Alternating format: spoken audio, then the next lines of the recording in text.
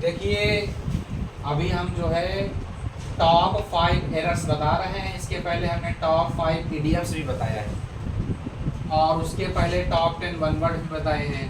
तो जो important topics हैं आप उनको देख लें और ये बहुत ही सेलेक्टेड एरर्स हैं जो मिसलेनियस हैं, मतलब हर चैप्टर से रिलेटेड हैं, जो लगभग एग्ज़ाम्स में आती हैं। तो पहला क्वेश्चन आप देखिए, 50 years passed since Subhash Chandra Bose had died। पहला क्वेश्चन आप समझिए, 50 years passed since Subhash Chandra Bose had died। आप कभी गौर करेंगे तो had वाला भाग बिफोर और आफ्टर में चलता है। अगर कोई सेंटेंस बिफोर से कनेक्ट होता यहाँ या आफ्टर से कनेक्ट होता तो वो पास्ट परफेक्ट होता है, मगर ये सिंस से कनेक्ट है तो सिंस भी कंजक्शन की तरह यहाँ यूज है। इसके पहले ये प्रेपोजिशन भी होता है सिंस, और ये कंजक्शन भी होता है। तो जब ये कंजक्शन होता है तो इसका नियम होता है कि सिंस से अगर कोई दो सेंटेंस जुड़े हुए हैं तो आपको पहला वाला भाग हमेशा प्रेजेंट परफेक्ट में बनाना पड़ेगा। इसका मतलब ये हुआ कि ये सेंटेंस जो सिंस से जुड़ा हुआ है उसमें गलती ये है कि यहाँ पर हैव लिखना पड़ेगा, यानी कि गलती किसमें है, पहले वाले भाग में। और क्या गलती है कि हैज और हैव में से कोई एक लिखना पड़ेगा। तो 50 इयर्स है, ये प्लूरल वर्ड है, तो इसके अकॉर्डिंग क्या लगाओगे, इसके अकॉर्डिंग लगाओगे हैव। तो इसका मतलब यहाँ पे हैव हो जाएगा। 50 years have passed since Subhash Chandra Bose had died। अब इसमें ये गलती एक और भी है, क्योंकि अब ये सेंटेंस में जब दो गलतियाँ होती हैं तो हमेशा पहली वाली गलती मान्य होती है। तो पहली वाली गलती मान्य हो गई, मगर एक गलती यहाँ पर भी है, यानी कि हाइड नहीं होना चाहिए बल्कि V2 होना चाहिए, वर्ब की सेकंड फॉर्म। क्योंकि नियम ये है कि अगर सिंस से जुड़ा हुआ है तो पहला वाला भाग हाइड में बनाते हैं, हैव में सॉरी, और बाद वाला पास्ट इंडेफिनिट में बनाते हैं। तो इसलिए इसमें भी गलती है। लेकिन अगर आप दो गलतियां कभी पाते हैं किसी सेंटेंस में तो हमेशा कौन सी गलती मानी जाएगी, पहली वाली। तो इस आधार पे आपका सेंटेंस पहला वाला सही हो। क्लियर हो गए? अब आप सेकंड क्वेश्चन देखिए, 25 kilometres from Bhubaneswar to Cuttack are a long distance. ये नाउन का चैप्टर है, वर्ब से रिलेट करता है, और आप देखेंगे इसमें आर की जगह इज होना है। क्यों? क्योंकि जब कोई बंधी हुई रकम होती है या फिर डिस्टेंस होती है, अब चाहे डिस्टेंस हो और चाहे फिर कोई अमाउंट हो, तो अमाउंट और जो डिस्टेंस होती है अगर वो एक मुश्त होती है तो सिंगुलर में चलती है। तो इस आधार पे ए लगा हुआ है, तो इसका मतलब ये है कि जो 25 किलोमीटर्स है ये बंधी हुई क्या है, डिस्टेंस है। तो इस आधार पे आर की जगह क्या लगाओगे, इज लगाओगे। ये सेकंड क्वेश्चन समझ गए? अब आप सेकंड क्वेश्चन देखो, ये वर्ब से रिलेट करता है, और ये वाला सेंटेंस जो है ना ये टाइम एंड टेंस का है। क्योंकि जब कोई सेंटेंस बिफोर और आफ्टर से जुड़ा होता है तो एक हाइड में बनता है और एक बनता है V2 में बनता है, वर्ब की सेकंड फॉर्म। अब क्वेश्चन नंबर 3 देखिए, His son met him at the door होता है प्रेपोजिशन, क्योंकि दरवाजे के पास की इंग्लिश ऑन द डोर नहीं होती है बल्कि एट द डोर होती है।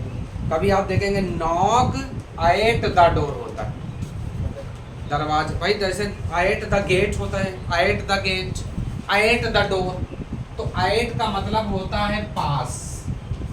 एट का मीनिंग क्या होता है, पास या नजदीक, इस सेंस में ये यूज होता है। तो इस आधार पे आपकी गलती किस भाग में है, डी पार्ट में। और क्या गलत है, ऑन। क्या सही होगा? 8 सही होगा। ये प्रीपोजिशन की एरर हो गई। क्लियर हो गया? फिर question number 4, I caught him from the hand and began to pleat. इसमें यह गलती है कि बी पार्ट गलत है। और रीजन क्या है? जो पार्ट्स ऑफ बॉडी होता है, शरीर के जो अंग होते हैं, उनमें प्रीपोजिशन हमेशा बाय का यूज करते हैं फ्रॉम की जगह। तो इसलिए जहां फ्रॉम लिखा हुआ है वहां क्या लगाएंगे? बाय लगाएंगे। क्योंकि बाय का यूज आप देखते होंगे 3 जगह ज्यादा यूज होता है। एक, शरीर के जो अंग होते हैं उनमें बाय लगाते हैं। दूसरा लगाते हैं जैसे ट्रांसपोर्ट के नाम के पहले बाय। और तीसरा जो एक्टिव पैसिव आप देखते हैं तो वहां पर भी बाय लगाते हैं। तो आप ये बड़े भागों को देखोगे तो 3 जगह इसका यूज ज्यादा होता है। शरीर के अंग यानी कि पार्ट्स ऑफ बॉडी हो गया, पार्ट्स ऑफ बॉडी हो गया। दूसरा ट्रांसपोर्ट हो गया। और तीसरा पैसिव वॉइस हो गया, एक्टिव वॉइस और पैसिव। तो खास करके पैसिव वॉइस में आता है। तो ये क्वेश्चन क्लियर हो गया। जैसे कोई कहे कि मैंने हाथ से मारा, I beat by the hand, I beat by the hand. जैसे उसने कान से सुना तो he heard by the ear. या फिर मैंने आंखों से देखा तो आई सा बाय द आईज। क्लियर हो गया? क्लियर है? ये भी प्रीपोजिशन के टॉपिक से था। And the last one that is very important, I like reading more than to play games. इसका ये नियम होता है कि एक तरफ अगर आईएनजी है तो दूसरी तरफ भी आईएनजी होगा। पहली बार अगर टू है तो दूसरी तरफ भी टू होगा। इसका मतलब ये है कि अगर एक जीरेंड लगा हुआ है तो दूसरा भी जीरेंड होगा। अगर पहला इन्फिनिटिव है तो दूसरा भी इन्फिनिटिव होगा। तो आप देखिए रीडिंग अगर यहाँ है तो डेफिनेटली आपको टू प्ले नहीं करना पड़ेगा बल्कि प्लेइंग करना पड़ेगा और ये टू आपको हटाना पड़ेगा। इसका रीजन क्या हुआ? जीरेंड से जीरेंड कनेक्ट होता है, इन्फिनिटिव से इन्फिनिटिव कनेक्ट होता है। या आप ऐसा समझ लें, एंड से कोई वर्ड अगर कभी जोड़े तो जो पहला होगा उसी के सिमिलर ही दूसरा होगा। जैसे मान लीजिए हमने एक तरफ लिखा बॉय एंड गर्ल्स तो गलत है, बॉय एंड गर्ल होगा। जो पहला वाला होगा वही दूसरा होगा। यानी कि अगर नाउन पहला होगा तो दूसरा भी नाउन होगा, पहला सिंगुलर होगा तो दूसरा सिंगुलर होगा, अगर पहला प्रीपोजिशन होगा तो दूसरा प्रीपोजिशन होगा। एंड की बात समझते हैं कहाँ यूज होता है? एंड सिमिलर वर्डों को जोड़ता है। Is that clear? तो आपके 5 बेहतरीन टॉप क्वेश्चंस एरर के हैं और ये लगभग हर एग्जाम में पूछे जाते हैं। इसीलिए हमने आपको ये सेलेक्टेड लिखा है और 2 क्वेश्चन हमने कमेंट के लिए लिखा है। आप इनके जवाब कमेंट में दें कि कौन सा पार्ट एरर में है। क्वेश्चन हम पढ़ के बता देते हैं। He ordered as if he was my master. तो इसमें आप केवल ये बतावें कि कौन सा पार्ट एरर में है।